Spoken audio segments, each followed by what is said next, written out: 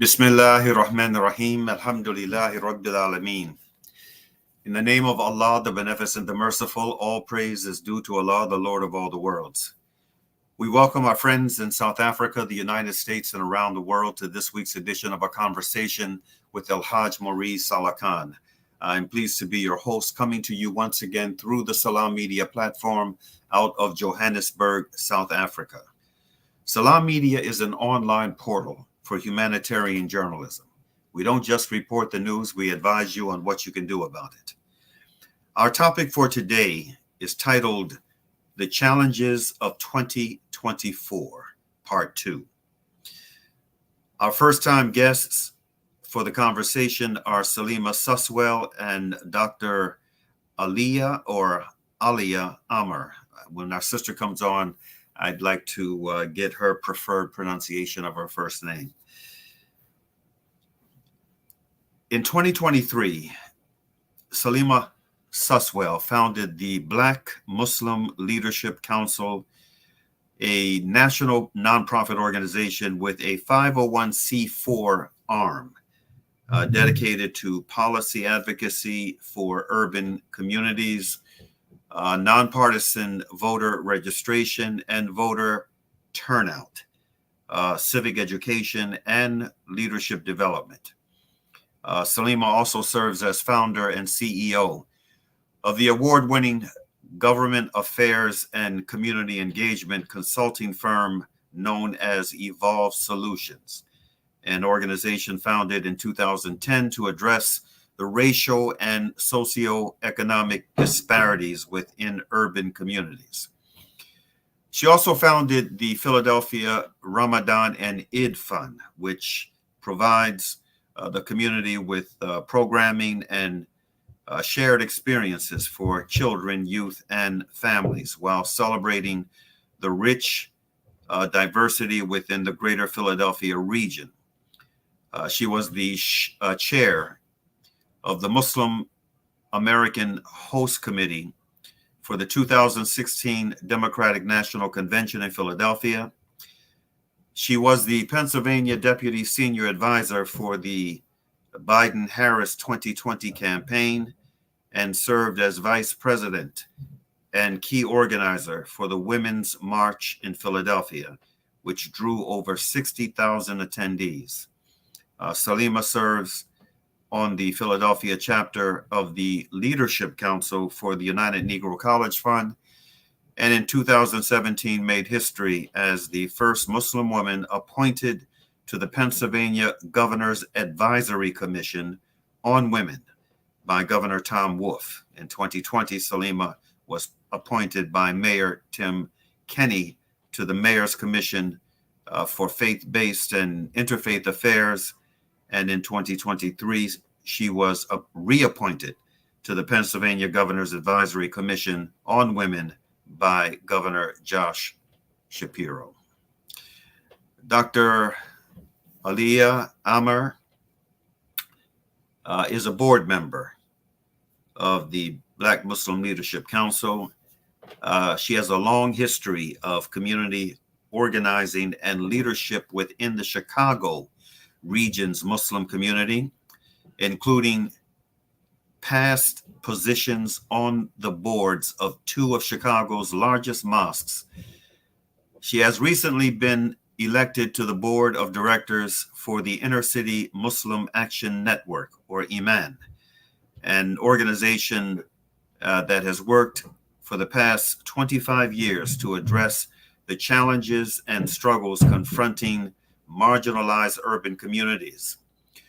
She is a member of the Civic Engagement Committee for the Council of Islamic Organizations of Greater Chicagoland and is affiliated with the Northern Illinois American Muslim Alliance to foster the political engagement of the Muslim American community.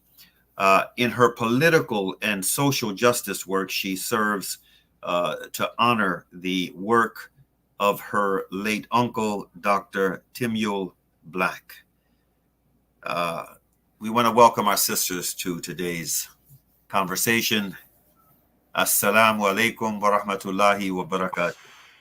Walaikum Walaikum assalam. salam wa rahmatullahi wa barakatuh. Let's begin this conversation with the following note. 2 Sundays ago, we had Brother Joshua Salam and Sister Akanke Rashid of the Muslim Alliance in North America on for this conversation. Today, we welcome you, and we've got a lot to talk about. Let's begin with the obvious question. What, in your respective opinions, constitutes the major challenges of 2024 for our community and for the nation as a whole? Let's begin with you, Sister Salima.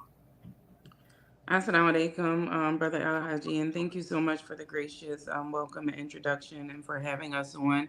I would say one of the single most issues that we're facing, challenges that we're facing this year is the disunity in the parties, the political parties in America and also in our community. You see a lot of people who are very upset about the war in Gaza. There are also individuals who are displeased with the state of some of the domestic policy issues that impact American Muslims as well. And so there is some disunity in the Democratic Party about these issues, and there's also and that also leaks into the community because you have a difference of opinion as to whether or not we should be supporting the Democratic nominee. Should we be looking at third party candidates? Should we abstain? These are questions that are out there, and I think there's tremendous concern about the humanitarian crisis in Gaza. We're all very concerned. We want a ceasefire, and we keep hearing that there are conversations around negotiations for a ceasefire, but just recently, yesterday there was another bombing. Close to 100 people were killed, civilians who are making Fajr prayer. And then there was a recent shipment of artillery from the United States that was approved by Congress. I think 3.5 billion in weapons, and so this continues to happen, and there is a lot of discontent in the community around that, and I think it's the single most issue facing the political space in the 2024 election. Indeed. Sister Alia, your views. Is it Alia or Aliyah? Which Alia. Alia. Alia. Yes. Welcome, sister. What are your views on the major challenge or challenges confronting our community? Well, assalamu alaikum and shukran jazilan for inviting us both to your show, Brother El-Hajj. I agree with Sister Salima as well, but I also feel that there's a tightrope that it appears the candidates continue to try to walk when it comes to both the domestic issues and most especially around the devastation in Gaza, the ongoing genocide in Gaza.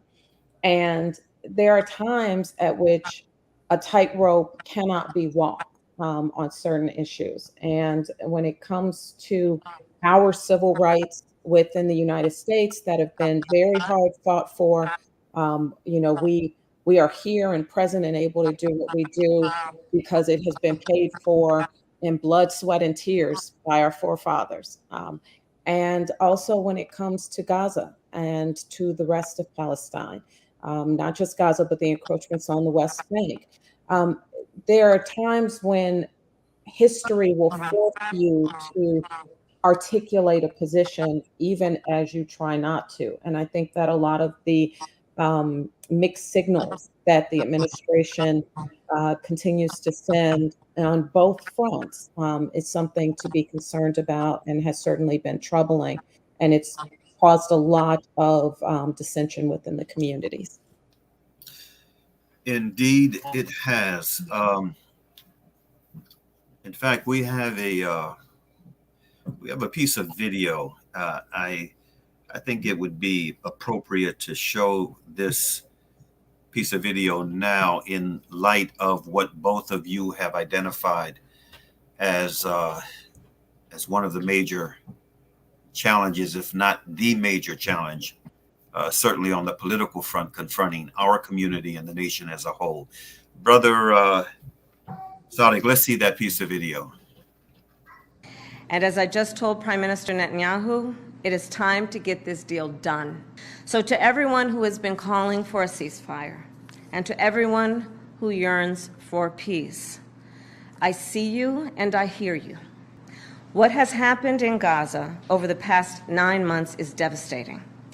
The images of dead children and desperate, hungry people fleeing for safety, sometimes displaced for the second, third, or fourth time. We cannot look away in the face of these tragedies. We cannot allow ourselves to become numb to the suffering, and I will not be silent. Now, that is a piece of video of Vice President Kamala Harris it was a press conference following her meeting with Netanyahu. Now, as those of us who follow these pieces of these issues of political drama unfold, we're aware of the fact that Vice President Harris was uncharacteristically absent from the well of the U.S. Congress when Netanyahu recently was invited shamefully again to speak. I think it was his fourth time addressing a joint session of Congress, an honor that not every head of state receives. And he shouldn't have received it, but he did. Now, she chose not to preside as president of the Senate, not to preside over that that visit, using the reasoning that she had another engagement that precluded her being able to serve in that position as a vice president normally does. And then following her private meeting with Netanyahu, she made that statement. She is having to walk a tightrope. And it's interesting and of great concern to many of us, the reaction thus far that has come from our community as a result of her as vice president. She's not the president of the United States. So she doesn't make the decisions on whether or not. Well, she doesn't make the major decisions that factor into what happens between us and the state of Israel. Biden is still the president. Biden still calls the shots from the executive branch of government. She has a position as vice president to be able to give advice, to share her views, but she doesn't make the final decision. It's still Biden's to be made. Now, she did express her concern about what the world is witnessing. Is it fair, or do you think it's unfair for her to get the kind of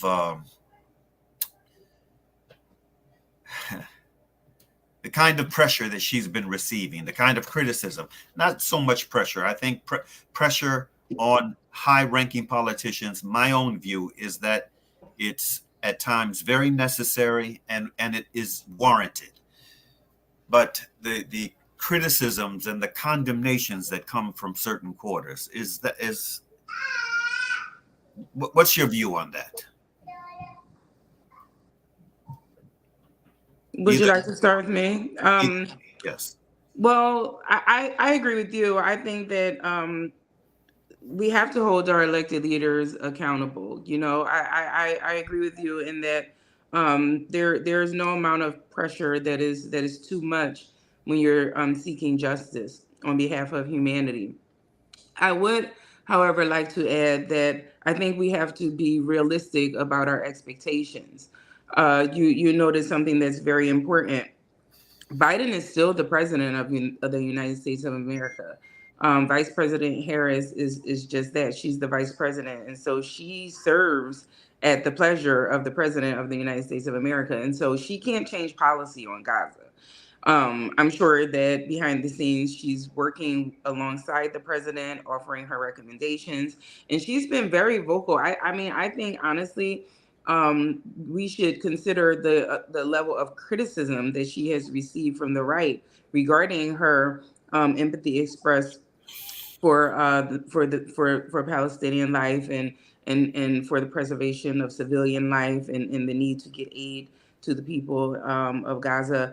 And so again, I think that there's a long way that we have to go, but I do feel that she has been sincere in her in her expression of empathy and sympathy, and also when she says she wants the war to end. With that being said, I think it's appropriate to continue to apply pressure. I just think that we should also be reasonable with regard to our expectations. I've seen, you know, some demands that say from groups that say, you know, no ceasefire, no vote, or that folks are withholding their endorsement until there is a policy change on Gaza. I just think that again we have to be realistic about our expectations and recognize that Vice President Harris can't change the policy on Gaza right now. We would have to elect her, you know, and then she would have to be in her own administration in order for us to even have that conversation. Dr. Alia. The sophistication of our electorate is something that we have to work on, you know, within our own community, because it's magical thinking to assume that the moment that Vice President Harris became the presidential candidate, that the problems we are seeing and the problems we are fighting against were going to magically disappear. It's similarly naive to assume that she's going to be able to articulate 100% fully all that she may even intend to do. She has 3 months, and that is at its maximum. She had 3 months entering the race. And during that time, she had to make up a 9-point deficit in some critical states. She has to avoid the missteps that President Biden made in terms of pushing away progressives, pushing away Arabs and Muslims and pro-Palestinian protesters. She has to kind of avoid all of that. Notwithstanding that observation, though, the administration would do well to not be equally naive in their understanding of our community, because until the calculus of political decision making weighs in on the side of human justice, the protests will not stop. And until there is a ceasefire, until there is a peace-based solution, then of course people fighting for their own lives, their own dignity, and their own rights cannot be asked to delay that fight. Every delay is a loss. They must, just as our community did in the 1950s and 60s, continue the fight, not just during this presidential season, but perhaps even during others. The fight for justice is a long, long fight. And understanding how to make allies, even among those that you will be arguing at a table with or debating at a table with new ideas. Understanding how to choose the best person to have those discussions with is an important part of the calculus on our side of the table. And so neither side should be naive about the aspirations, intentions, or actions of the other. Yes. Okay, let's take our first commercial break, and we'll continue this conversation on the other side, inshallah. Inshallah.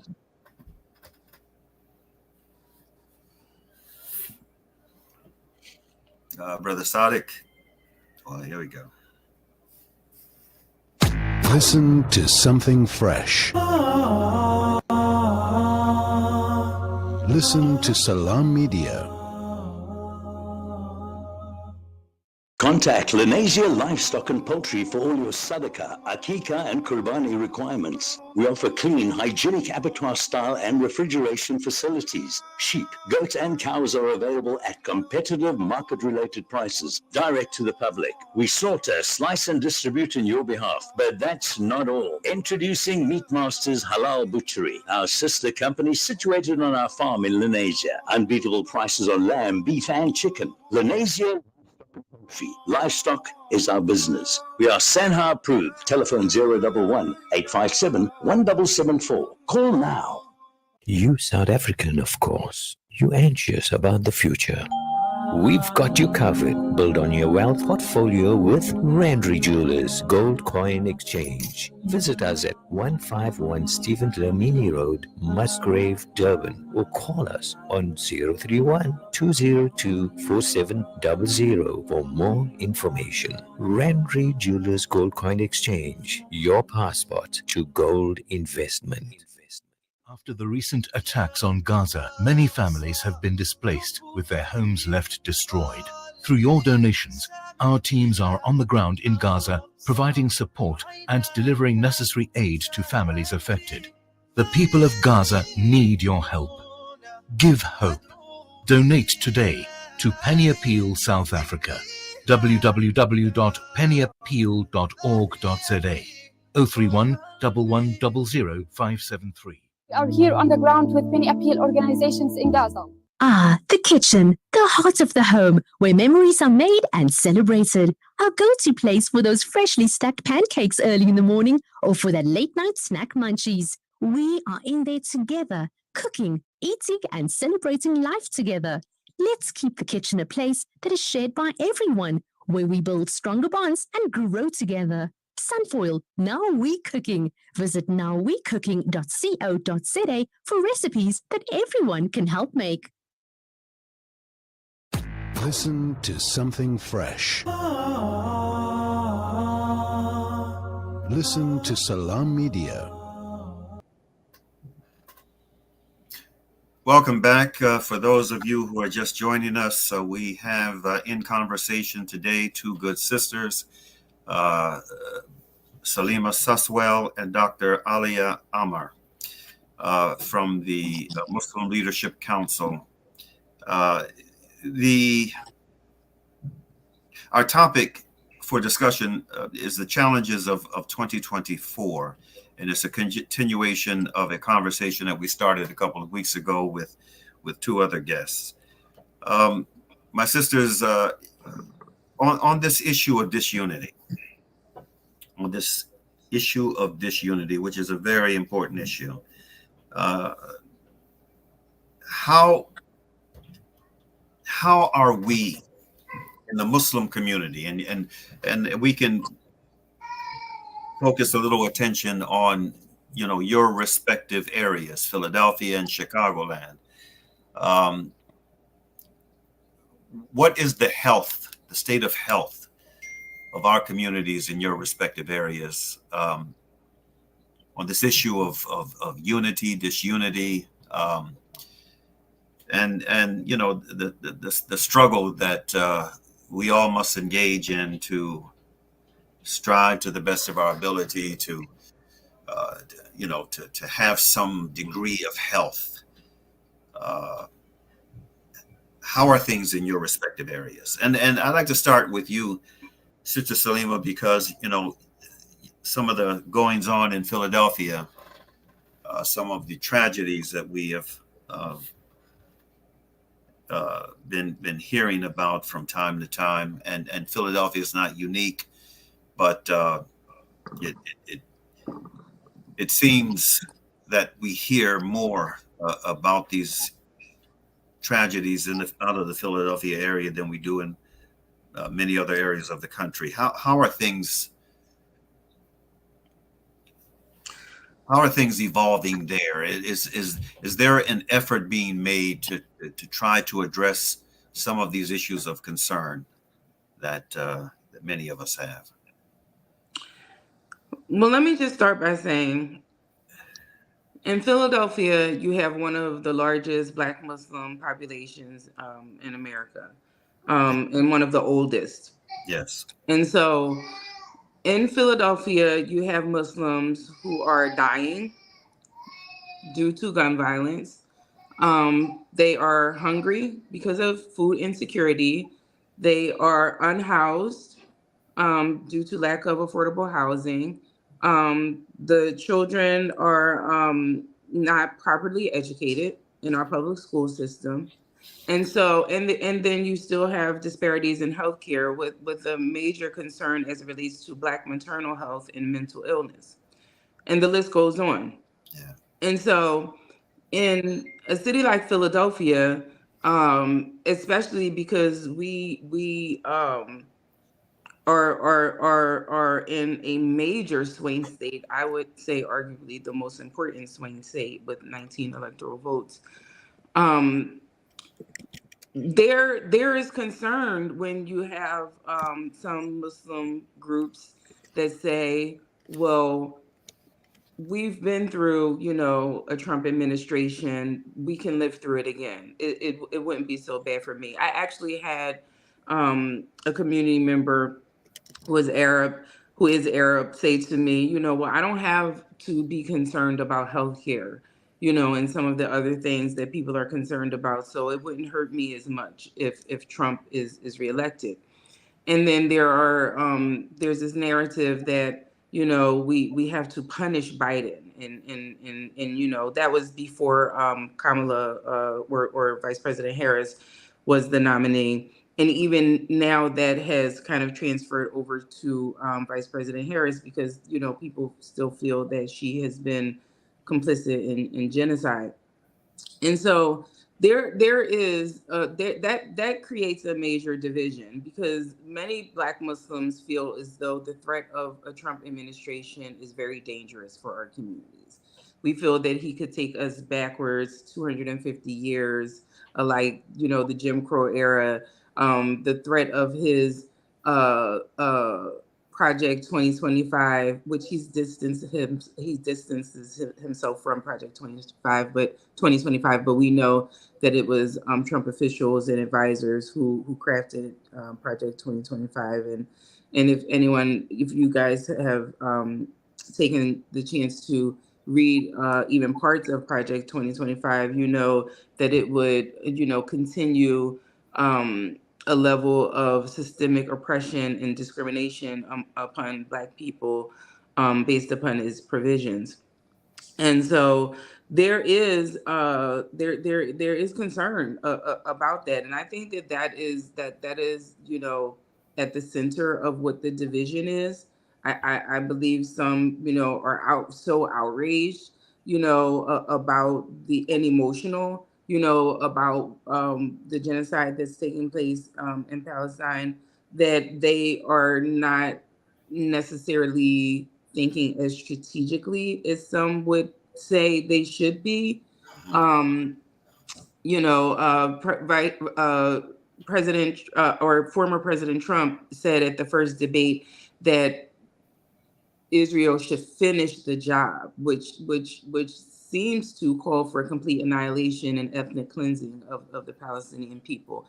And so that alone, he's threatened deportations of pro-Palestinian students on college campuses and the suppression of freedom of speech. And he also said he would on day one reinstate the Muslim ban. So these are just some of the things outside of the things that impact Black America that I am personally very concerned about, and I think that others should be as well. And so there is a division when it comes to this threat of Trump winning, and the notion that we should not support the Democratic nominee.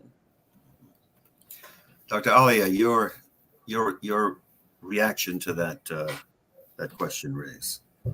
In Chicago, we are a very, very blue state. And so we're not um, in a swing state position. But the issues that Sister Salima outlined impact our people as well in this state.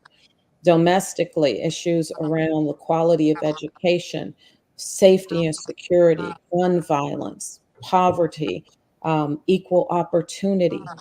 Those are things that on the domestic end are should be concerning all of us. One of the things that I think is critical is the continuation of voters' rights, particularly for African Americans, where that right is constantly challenged. And I think it's challenged on the right because African Americans, to our core, are a constituency that often demands human justice. We are the only people in this nation who have ever pushed America to change for the better in terms of its human rights record, whether it was ending slavery, giving better protections through civil rights, creating the levels of equality in housing and job access that we were able to see codified into law, even if it didn't completely rectify the damage that had historically been done and change the way in which people will operate despite the law. Um, that doesn't mean that we want to go backwards. You know, you don't fight for 250 plus years and struggle for 400 years in order to take a moment like this and say, let's fight let's cut off our noses to spite our faces. What we have to do is to recognize that that struggle, which is perpetual and will continue, must result in gains for all communities and our ability to communicate that our destinies are intertwined. We cannot fight for Palestine if we don't have rights in this country, if we are being displaced from this country. We already know what a former President Trump did during his previous administration. We already know that it will become exponentially worse this time. I think last time people underestimated his seriousness and we lucked out, to be honest, in terms of the absolute ineffectiveness that he was able to bring some of the most devastating components together. Project 2025 is a well organized effort that doesn't just begin 4 years ago as he brought white supremacists like Steve Miller into his administration. This is a call from America First, which goes back to the 1930s and support for Nazis, and then continues for decades underground, underground, underground. We have to realize that the fight that we are up against did not start today, will not end today, and we cannot contribute to our own oppression and to our own demise in this country or to the restriction of our own rights. Now, when it comes to our allegiances with our Muslim brothers and sisters globally, Chicagoland is blessed to be a very diverse area. And when you ask about the health, I think of the mental health, and perhaps that's from my background. I think of the mental health of the community first. And when you experience the devastation that occurs after members of your family and members of your community are murdered, the numbers don't matter. I don't mean to sound cold in that, so please allow me to explain. Whether you are losing your only son on the streets of Chicago in an African American neighborhood, or you have lost multiple members of your family in Gaza, the pain, I believe, hits certain levels that are unjustifiable for anyone to inflict upon another person and demand attention from our politicians to end gun violence in America, to end what is happening to Palestinians in Gaza and in the West Bank. Because our brothers and sisters who live throughout Chicagoland, but are clustered in an area that's lovingly nicknamed Little Palestine, they are in tremendous pain. There are families who have lost over 100 members. Now, when I said that the numbers are equal, that's only to say that human pain can only express so much. You can feel a certain level of pain, and then there are no words to even place on it. But to lose 100 members of your family is certainly something that any human being should be able to recognize as an injustice. And the South African government has taken this to task with the International Court of Justice on multiple occasions within 2024 to bring about even just the right to call it a genocide. So we're looking at issues that impact mental health. We're looking at impact on physical health. And our issues, even though they seem different, have the same common need, a need to recognize human justice and meet that demand with political action. Indeed. You know, subhanAllah, strategic thinking and response, strategic thinking and planning is very, very important. As this presidential campaign was heating up before Biden threw in the towel, for months, my position was hashtag no Biden, no Trump. This was my firm position, and we could not vote for either one of these individuals because the genocide in Gaza was a huge red line. And even though it has taken place on Biden's presidential watch, the seeds of what we're witnessing today were planted in large part by Trump during his 4 years in office, when he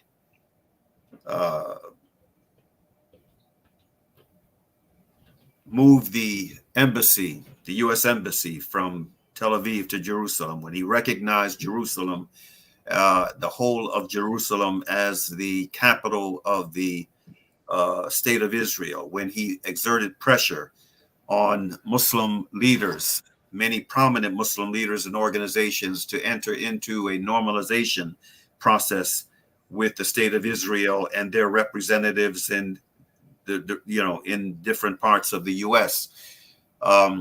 His hands are just as bloody as Biden's. But for me, the genocide was a red line. There was no way I could vote for or encourage a vote for Biden or Trump. And with that being said, what we were encouraging folks who are listening to us to do is to focus as much attention as possible on the down ballot. And we're still encouraging folk to do that. The down ballot is going to be very, very, in fact, it is as important, if not even more important, than the president, than the race for the Oval Office. It's extremely important. The down ballot is. Our thinking was that, okay, Biden is not, if he remained in the race, he was not going to win. He was not going to win. And we would get Trump. And so the focus on the down ballot was to deny him a Republican majority in the U.S. Congress, in both houses, and also in state legislatures throughout the country, as well as governors, governorships, and on down the line. But alhamdulillah, we don't have that issue to deal with now because Biden is out. one of them is out, but we still have Trump. And I share the view of both of you that we should not allow Trump to have another real shot at the apple. We should not allow him back into the Oval Office, because yes, it would be catastrophic to all that this country is supposed to represent, in my view. So I share your concern with some of the rather extreme and not really clear-minded reactions that some of us are having to the possibility of a historic first-time female-led presidency. I share your concern. There's a huge difference between Harris and Trump. There's a huge difference. And with that being said, yes, we do. If she hopefully is elected to the Oval Office and becomes this historic first, we can celebrate being able to have a sigh of relief, but then we have got to go to work and we have got to maintain positive pressure on her and her administration to do the things that need to be done. I had and I'd like for you all to share your thoughts on this. I had a interview last night with one of our brothers out of Texas, and we were talking about this very thing, this very issue. And he invited me to explain my position and why my position is what it is, and then we segued from there to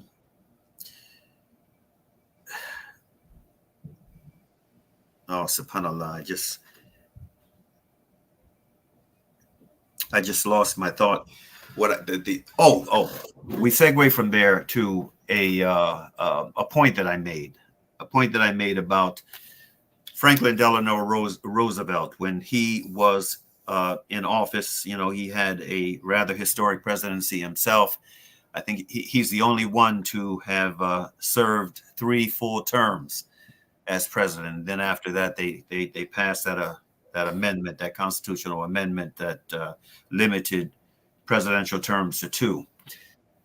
He served 3. He was in the early part of his 4th term when he passed away. But there was an incident where he received a delegation, a visit, and I think this may have been civil rights leaders. This may have been African American civil rights leaders. He received a delegation. They laid out to him their concerns, urgent concerns, that he agreed with. When they finished, he said, "I agree with you. Now make me do it." And this is a telling little piece of history, of political history, that underscores the important role that we as citizen advocates have in helping to steer government in the direction that government within a so-called democracy that is supposedly predicated on liberty and justice for all should be going. We have a responsibility to do as much as we can to influence those who hold levers of power. Your thoughts, sisters, on that? Sister Salima, you go ahead first. And this is in terms of holding elected leaders accountable. Is that what you're? Yes. Yeah. Exerting again, holding I'm sorry. accountable. Yeah, exerting pressure, holding people accountable in constructive ways. In constructive ways. When we launched in March, I did an interview with NBC News National, and I was asked the question, "Have you abandoned Biden?"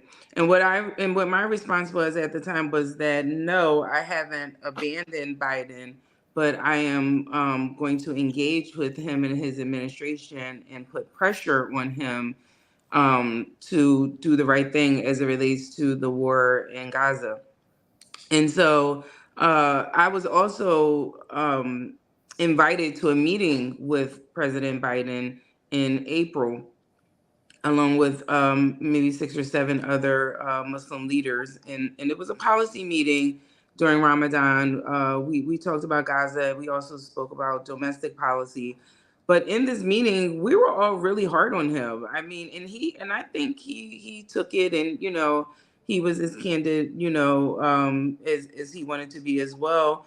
And I remember saying to him that it is a moral dilemma associated with supporting you, Mr. President.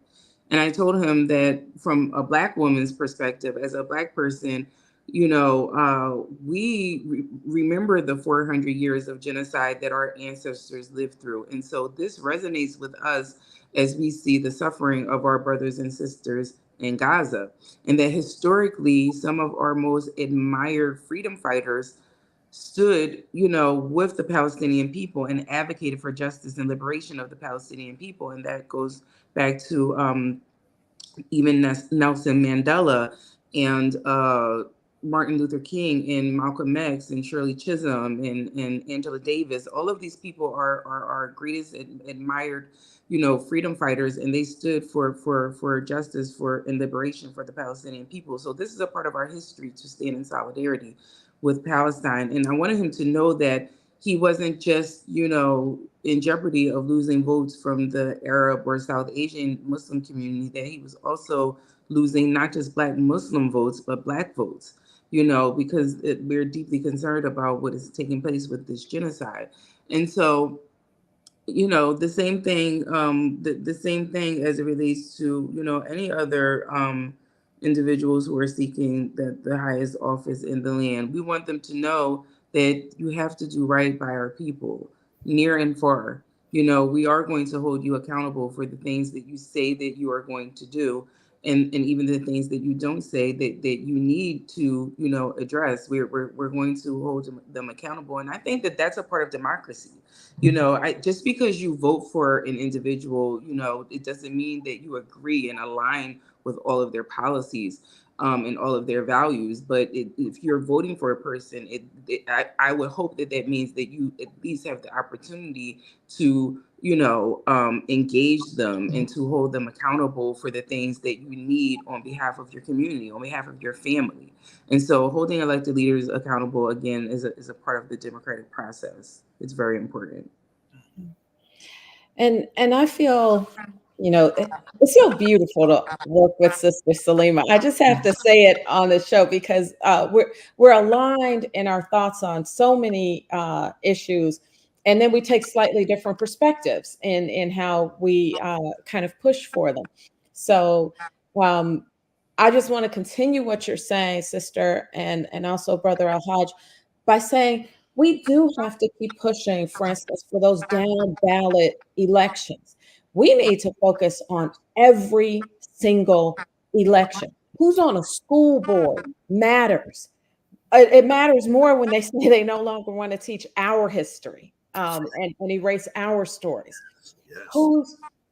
Who's running your village matters. A village I used to live in Illinois for about a year was just found to have corruption at levels that boggles the mind. And so local politics matter. It's one of the reasons why I engage with NIAMA, the Northern Illinois American Muslim Alliance.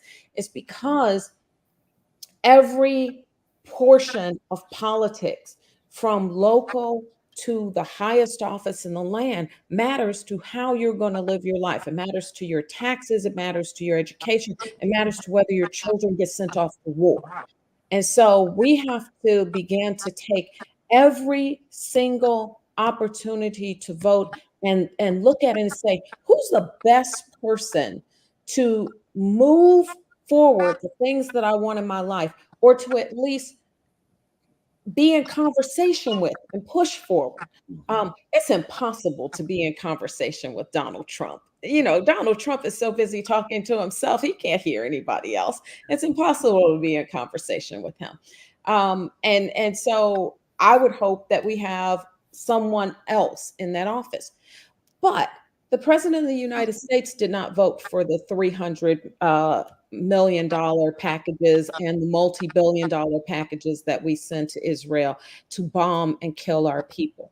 I happen to have been in Palestine and Israel when the war broke out. I ran under missile fire into the Tel Aviv airport with a group from Chicago who had been there to see what life is like on the ground in Palestine, to watch some of the things that, no matter how many lives have been lost, have still not really entered the conversation about the lives of Palestinians in Palestine. The genocide is atrocious. The apartheid is equally atrocious. The theft of land is problematic, but we fought against Jim Crow, and they have Jim Crow-like laws there. And so, wherever we see inequity, it is our Muslim spirit that calls us to see it and recognize it and fight against it. And even though there are people who, will say that this particular hadith is related to your Muslim brother, I always extend it that when you see a person who's doing wrong, yes, there are the steps to take to stop them. But to help a person, to help your brother, whether he's right or wrong, I extend that even into the conversations that I'm willing to have with politicians that I don't particularly agree with on certain issues. They may not be Muslim, but can I help you to not do wrong? Can I help you to stop supporting regimes that are killing our people? Can I help you to take whatever measures need to be taken in order to push justice in Palestine for the Indian Muslims who are being oppressed, for the Dalits? Can I help you to see justice throughout the world as part of who I am as a Muslim? And if your view on that, on what is justice, is different, then can we have a conversation about that? Can I understand you better and you understand me better? I think that when we began as Muslims to see the importance of voting in every single election and voting for candidates who really have a chance at winning, spending millions of dollars to support people who will never have a vote and never have a voice is something I will never, ever be able to understand. I understand that there are protest votes, but a protest vote that winds up losing an election and causes more devastation to your people is something that we need to be more sophisticated about and look at how we engage. So I look forward to the coming election as yet another opportunity to fight for justice for all people. Okay, my sisters, I knew that this hour was going to go fast, and it has. We have just 4 minutes left in the broadcast. So what I'd like to close out with is a request to both of you, given the very important positions that you hold and the work that you're doing in light of what we are nationally and globally facing right now. One of the things that the crisis, this horrendous crisis that the world is watching has done is it has brought attention to the issue of justice, like a focus on issues of justice like never before. And it has also brought attention, much needed attention, long overdue, to the ethnic cleansing that has been going on for decades in occupied Palestine, leading up to this genocide. It has also opened up the door for conversations around issues of justice in areas that have been far too long neglected here in the United States. And one of those areas has to do with our political prisoners. We have a lot. We have many political prisoners here in the United States. Not to mention in other parts of the world. Right here within our borders, we have many political prisoners. Native American Leonard Peltier was just denied parole again. He's already been locked down for 4 decades, and he doesn't get another parole hearing for a number of for a few years. And he's in very ill health, and folks are justifiably concerned. Right there in your backyard, Sister Salima, there is the award-winning journalist Mumia Abu-Jamal, also a political prisoner for 4 decades. We have Imam Jamil Abdullah Al-Amin, the former H. Rap Brown, who has been locked down now for 23, 24 years, subhanAllah. And we have our sister in Islam, Dr. Afia Siddiqui, this Hafida of Quran, graduate from MIT and Brandeis with honors, who was this dynamo of dawah and humanitarian relief work as a student from Pakistan here in the United States. And she is about to mark 22 years in March. We're very concerned, and there's so many others that we can name. Please give us a closing thought on this challenge that we have of our political prisoners, and whatever else you would like to say in conclusion for today's broadcast in a minute. Sister Salima. Well, I want to thank you again, Brother El-Hajj, for having us both on. This was a great conversation. Thank you so much, Dr. Alia, for being my partner in this work. You mentioned Mumia Abu-Jamal and Imam Jamil Al-Amin, who practically, he was the leader of the community that I grew up with. He was a Sahaba of my father's. And it's something that we can't forget them. We can't forget them. We have to do what we can to advocate for justice for them as well, and to support them, while they are where they are, whether it's writing letters, sending money, helping to pay for their attorney fees. They need our support, and we can't forget about them. They did so much for all of humanity. I just want to say thank you again. This is a really timely conversation. I hope you'll have us back on either right before the election or maybe after to discuss the results. And I just want to thank you again. I know we're running out of time. So thank you so much, Brother El-Hajj. This has been a rewarding conversation. You're welcome. Thank you for being here. Sister Alia. I want to thank you as well, and also say that it would be a privilege to be back to speak with you on another occasion. I want to highlight that incarceration is a core mechanism by which empires silence justice seekers. And so as we continue to fight, Dr. King filled up the jails, which was a unique method of protest at the time. But we will continue to fight empires, and empires will continue to fight us. But justice is the course of God. And so may we all continue, inshallah, to walk along a path that's pleasing to Allah subhanahu wa ta'ala. And no matter what happens to us along that path, be held in His mercy and have no fear. Mm-hmm. Amen. Amen. As our brothers and sisters in South Africa are known to say, "Aluta continua." The struggle continues, inshallah ta'ala. We will have you sisters back for another conversation, inshallah ta'ala. And on that note, I want to thank you for joining us today. May Allah ta'ala bless the rest of your day. To our brothers and sisters in South Africa, I know it is now 9 p.m. at night, and may you have a peaceful night's rest and happy morning's rise. We close out as we normally do. Bismillahir Rahmanir Rahim wal asr innal insana lafi khusr illa alladhina amanu wa amalus salihat wa tawassaw bil haqq wa tawassaw bis sabr, which means, in translation of the meaning, In the name of Allah, the Beneficent, the Merciful, by the token of time through the ages, surely humanity is in loss, except those who believe and do good, and exhort one another to truth, and exhort one another to patiently persevere. Peace be unto you. Assalamu alaikum.